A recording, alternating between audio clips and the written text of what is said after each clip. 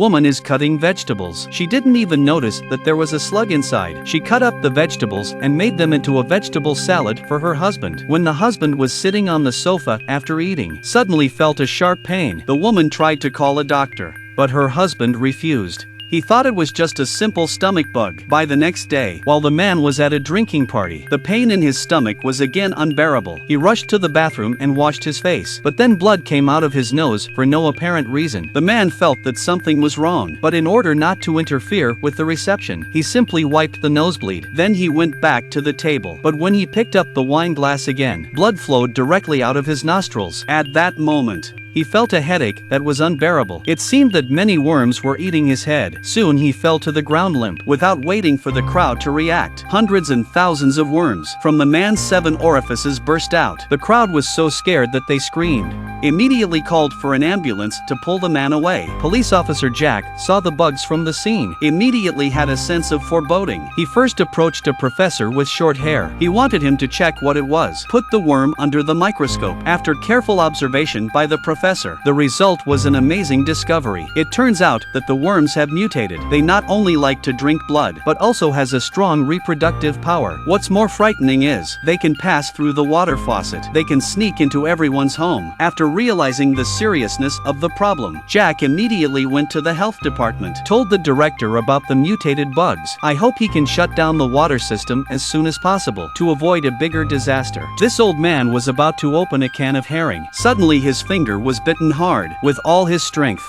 he could not remove the glove. Terrified, he slaps his hand hard on the table, trying to kill the insects inside, but after some attempts did not have any effect. Then he saw a pair of O-legged scissors, so he immediately rushed forward, grabbed the scissors, and inserted them into the glove, trying to cut the glove open. But the glove's quality is too good, how can not cut? The strong pain caused the old man accidentally knocked over the shelf, hit his body hard. At that moment he saw the axe on the side. In order to save his life, he made the most difficult decision of his life, grabbed the axe and slashed his wrist. The scream soon attracted the attention of his wife, but when his wife arrived, the old man's wrist was already broken. Just then the room's electrical wiring suddenly caught fire. It happened to ignite the fuel tank on the side. An explosion. The roof of the old man's house was broken open. Also on that night, a drunk man just returned home. His dog began to bark incessantly. The drunkard had no choice but to lock him out of the room. As a result, he just lay down on the sofa and let out a pig-like scream. The next day, when Jack arrived at the scene, the man had been chewed down to a butt, and on the floor of the room, there was a lot of sticky liquid. Jack followed the liquid forward, found a basement, opened the door. Inside was a pile of foul-smelling garbage. There was nothing else. It's a mutant slimy bug. It can burrow into the human body. In order to eliminate this bug, short-haired professor, after a lot of experiments, he finally developed a potion that could kill the bug. But there are too many mutated bugs in the town. To eliminate them all, they must be gathered and treated as a whole. A few people analyzed the cases of death in the town.